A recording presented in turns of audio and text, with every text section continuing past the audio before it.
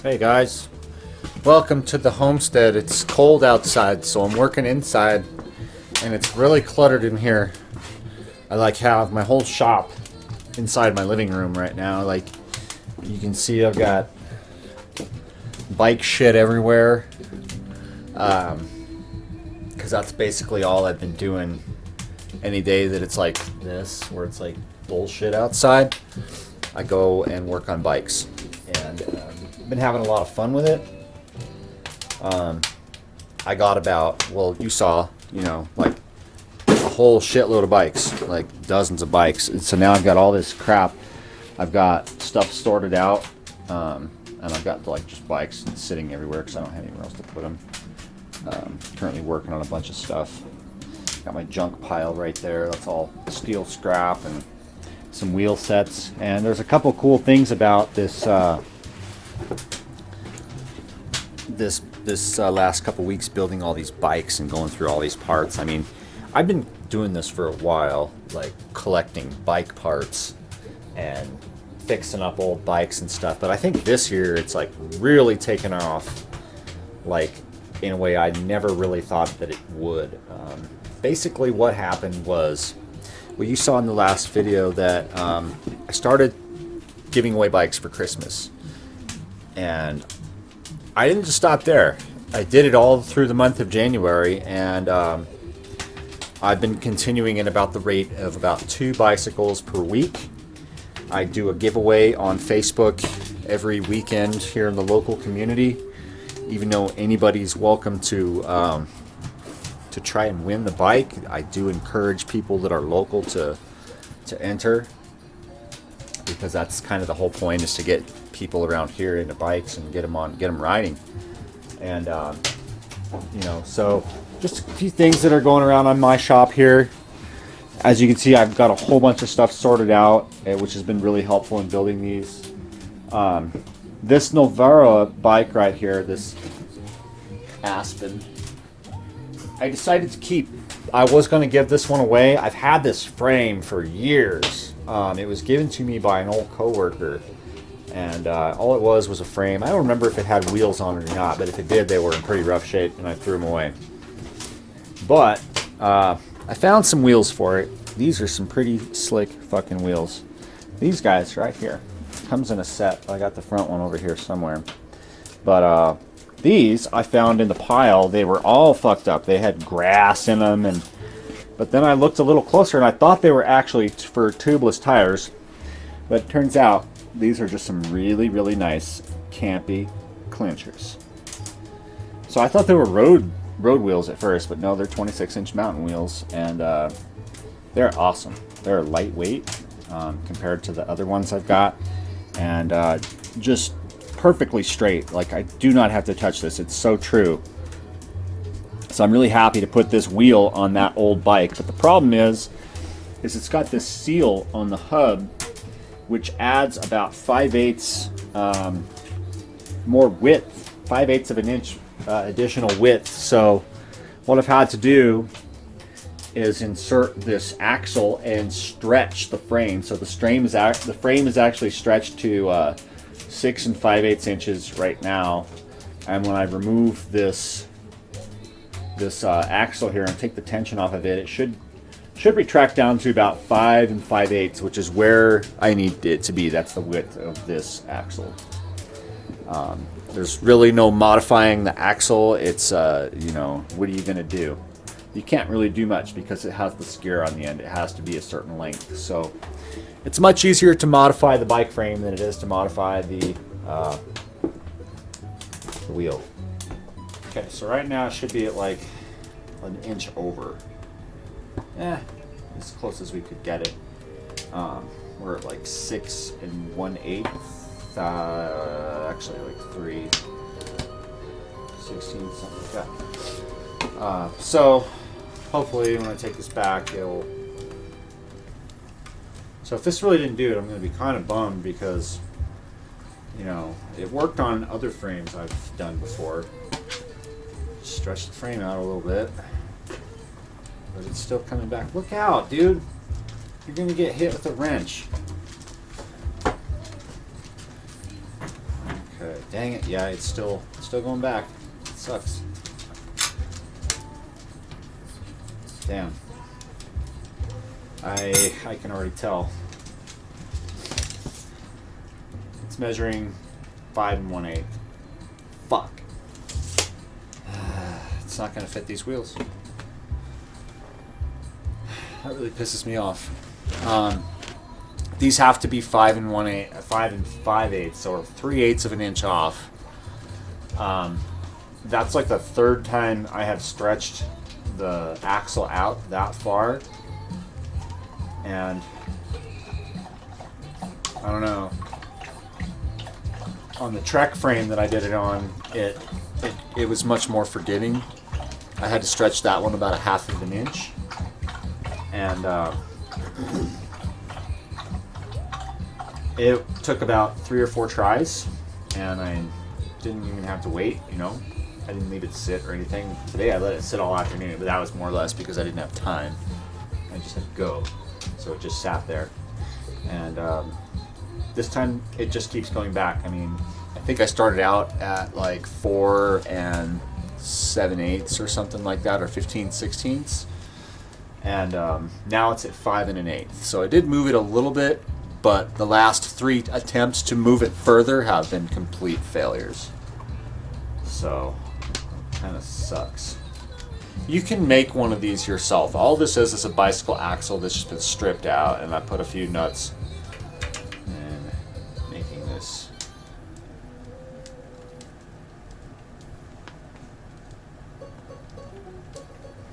Longer. I'm going to get as much travel out of it as possible.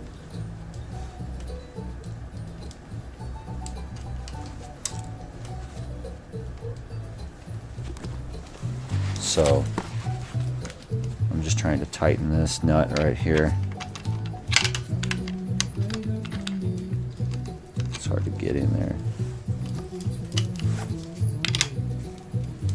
There we go. Otherwise, once you start putting tension on the other side, it'll tend to slip out of there once it gets enough. And then you just tighten the other side.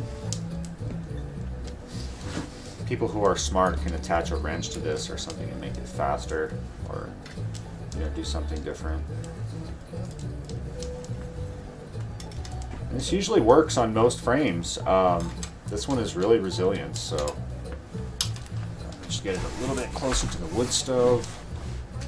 Might have to actually heat the. I don't want to like apply direct heat to the frame. I want to have a slow cook. You don't want it to get hot.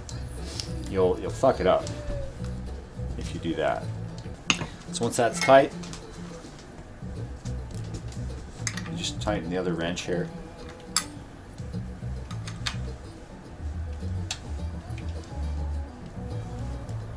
And we'll put pressure on the inside. If you have like a monkey shoe or something like that, that might be a way to get this to work as well. But you want to get, it's pointless. This is just as effective, really.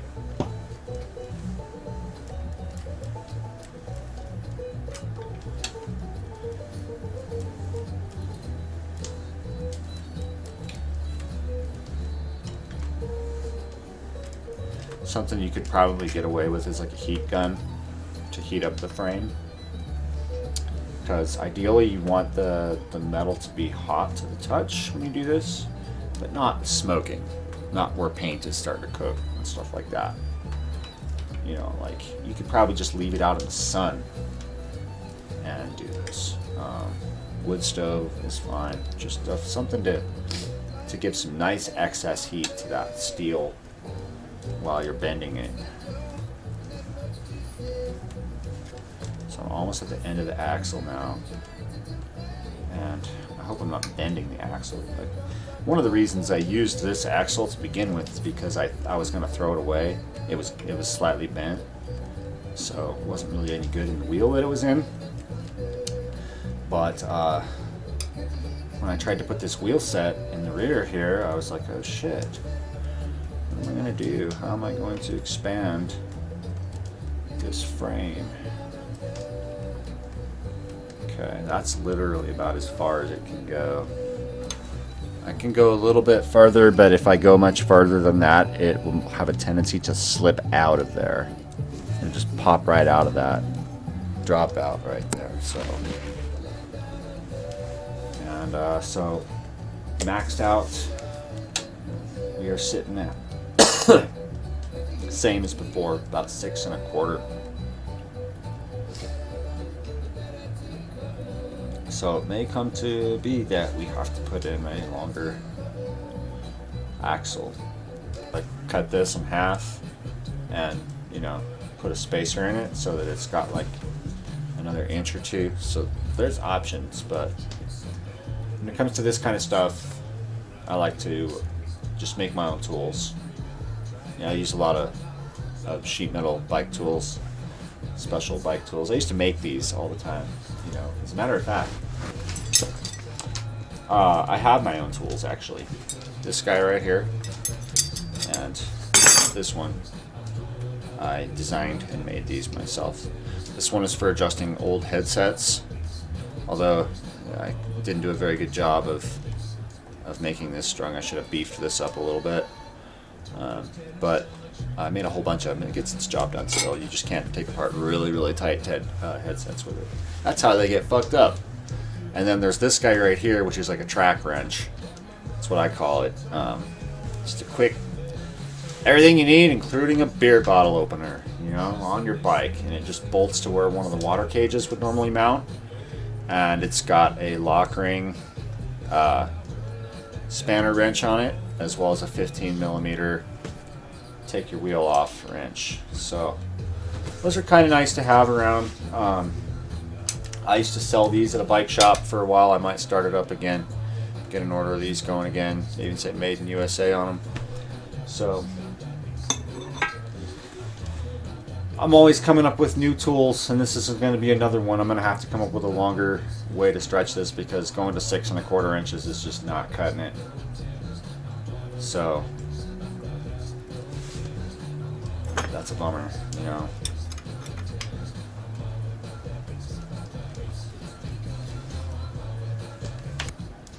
Suck.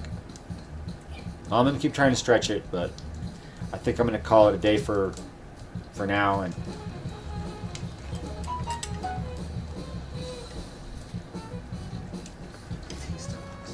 aren't my dogs so sweet?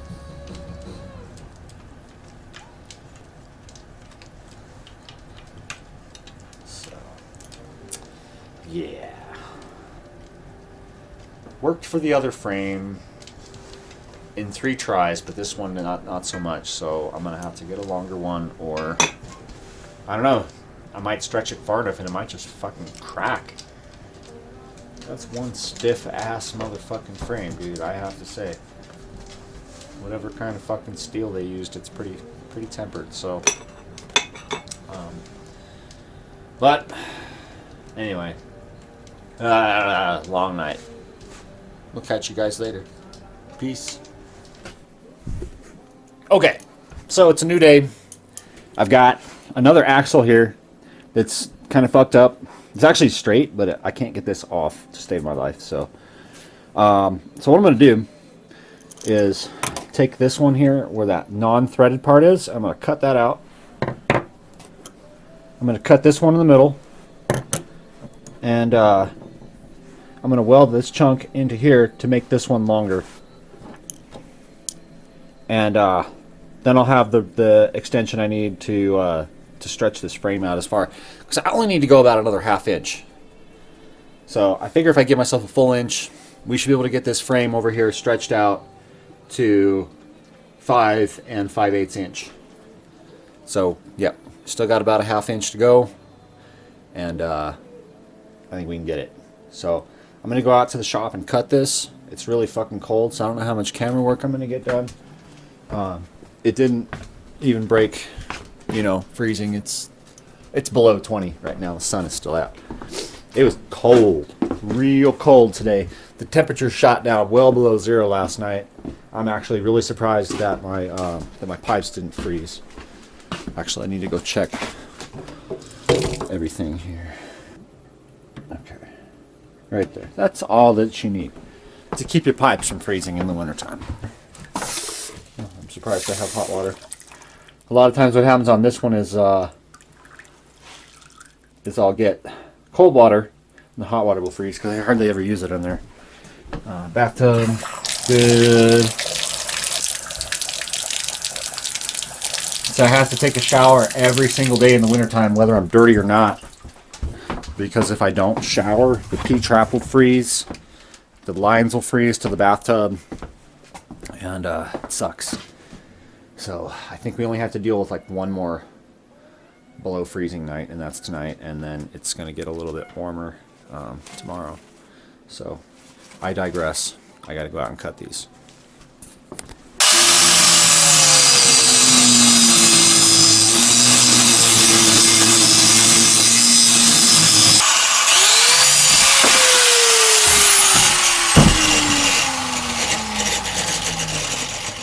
That actually feels nice. That hot metal. It's so fucking cold in here.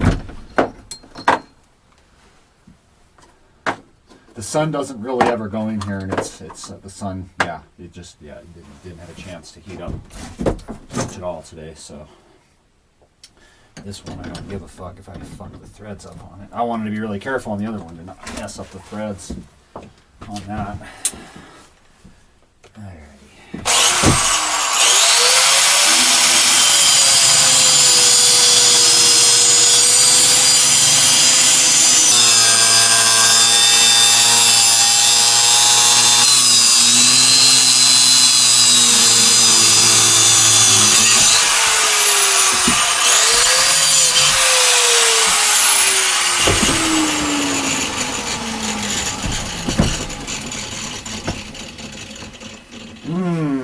Machine shop grease smell.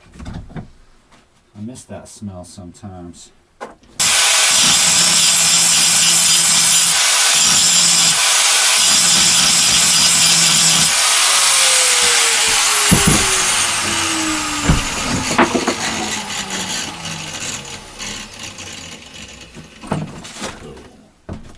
That should fucking do it. Let's go weld this motherfucker.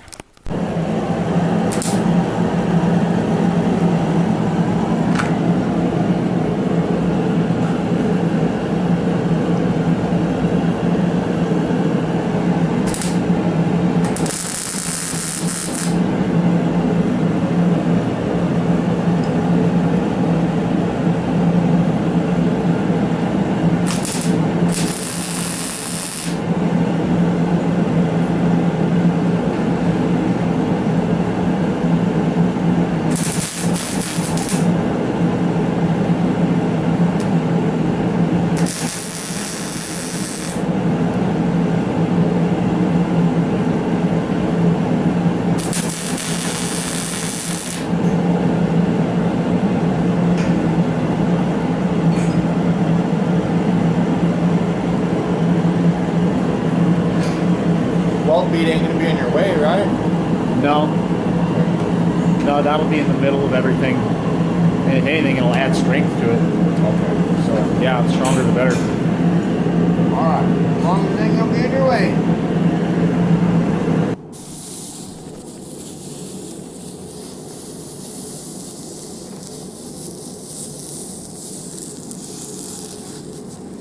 At least it's cold is good for something. At least the cold weather is good for something around here. It's probably still a little hot, but not as much.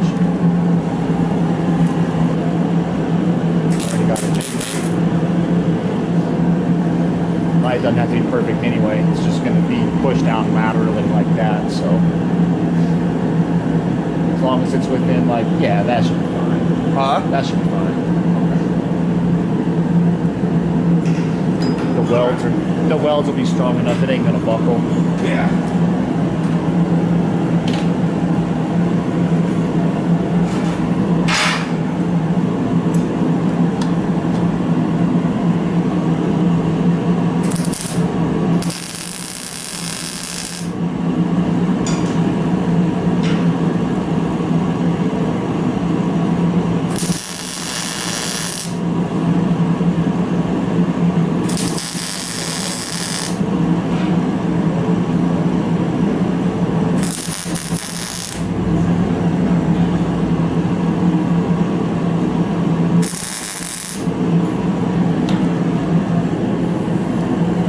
sweet. Hot son of a bitch. That heat transfers fast, motherfucker. Man. All right, man. Thank you, Scotty. Sweet. So, this is done. He did an awesome job. It's not gonna break. Cool. This is actually gonna fucking work. Alright, so I got my tool all fixed up now. I'm just waiting for the temperature to get a little bit warmer in here. You can see here, it's a little bit cold in here right now. This is inside my house, 57 degrees Fahrenheit. It's like, you know, it's pretty damn cold outside. I just got a fire going. I had to bring in all this wood. I just went and cut all this today. Some of this Russian olive here. All this stuff, this dark bark here. Dark brown bark with the tan wood. Russian olive is a little known secret. It's seriously one of the best firewoods that you can get. Hands down. I can only think of a handful of other types of wood that are as good as this one. So let me explain real quick. I'm diverging from the bike stuff for a second. Why is Russian olive good for firewood? Okay. Because it burns hot and it burns clean. That's why. So it's ideal to burn. Produces almost no ash. Has an extremely high BTU per cord rating. It's kind of oily, so it dries out pretty fast. It seasons in just a few weeks after it's cut green, in a dry climate, of course. It cuts easy, doesn't fuck your saws up, and it's easy to split. So those are all the benefits of cutting Russian olive. The only downside is the slash that's left over has these thorns on them that are like an inch to an inch and a half long, and they're like dipped in this crazy poisonous crap, and they can stab the shit out of you. And they fucking hurt bad if one does stab you, and it infects wherever it stabs because of the chemicals on the tip. And so that's the only downside to cutting, and a lot of people avoid cutting Russian olive trees down for this reason. They just don't want to deal with the brush. But I can assure you it's really not a big deal. Wait until the winter time and then slash all your Russian olive trees down, because they all need to be cut down. They're super invasive. Okay, so anyway, that's where all this came from, most of it. And it's feeling pretty good over here right now. Having some of that burning there. I've got a little pine in there too. Just some old 2x4s and stuff to get this thing going. The Russian olive is a hardwood, so it's a little bit harder to get going hot. So yeah. I'm going to let the bike warm up a little bit. It's still pretty cold. I want it to be warmer than my body temperature. Hot, at least warm to the touch before I apply any pressure to it. So it's just going to have to take a while. So I'm just going to let this chill. I'm going to let the fire rage here for a little bit and let it warm up in this house. And then we'll try and stretch this frame again with our extended frame stretching tool. Yeah. Alright, hey, so finally got the temperatures come up a little bit here. Chilling at 66 degrees Fahrenheit. Although it's much warmer over here by the wood stove. We've got a raging fire going on in here, and it is blazing hot. You can just see how hot it is, as a matter of fact. Alright, we got a surface temperature of 126. Our bike frame is 78. Sure would like to be a little bit hotter than that, but I think it's good enough to go ahead and stretch it. So that's what we're gonna do. So I'm going to go ahead and we're going to use our new tool, which came out great. It's super strong, and I'm super stoked with how it came out. And I really hope it works. So I'm going to set it up, and let's do this. Yes, this is a serious face. 'Cause fuck. Alright. So, the new tool works fucking great. Okay, I'm a little bit pissed off. So this tool works great. As you can see, all of a sudden we have a fucking Novara Aspen with 2 fucking campy wheels mounted to it. How the fuck did this happen and you guys didn't see it? Well, let me tell you. I fucked up. This piece of shit fucking camera that is recording my face right now was off like fucking 10 degrees, 20 degrees. It caught no footage whatsoever fucking ever. I literally fixed and stretched this fucking frame on fucking camera, or so I thought, and it was like down here the whole time. I'm here talking, doing all the action, fixing the fucking bike, and here it is recording the fucking bottom half. And it took like 15 fucking minutes to fucking fix this goddamn frame. All of it was on footage. I measured everything. I explained it on the way. It was just me talking for 15 minutes like the camera's down here. Now I can't refilm it. It's done. Okay? It fucking worked. Alright? You guys, look at this fucking bike. This is the fucking shit. Look at this motherfucker. You can't get a fucking better wheel than that for the fucking 90s bike like this. You know what I'm saying? Like, this is the shit. Look at this motherfucker. It spins perfectly. It's dead fucking silent. It fucking works great. But could I show you how to fucking do that? No. I just set the fucking camera up, and if this little fucking thing is aiming somewhere in the direction of where I'm fucking the action is, I pretty much fucking assume that it's gonna capture that fucking shit. Nope. Didn't get shit. Didn't get a goddamn thing. It wasn't even worth keeping a single clip of that segment. It was horrible. So I'm so sorry. I'm so fucking sorry. This video sucks. I couldn't show you shit. All I can tell you is it fucking works. It fucking works. There's the bike. You knew that it didn't fit before. Look. Look, look, look. Look. Campagnolo. Those are the wheels. It made it. I can't. You have no idea how fucking frustrated this makes me. You have no fucking idea. I wanted to show it. I really did. I really did. I'm so frustrated. I might have to. I can't even fucking wrap my brain around how fucking frustrating this makes me. Just like working 2 days on a film and then fucking it up because the last scene was out of frame. It is beyond comprehension.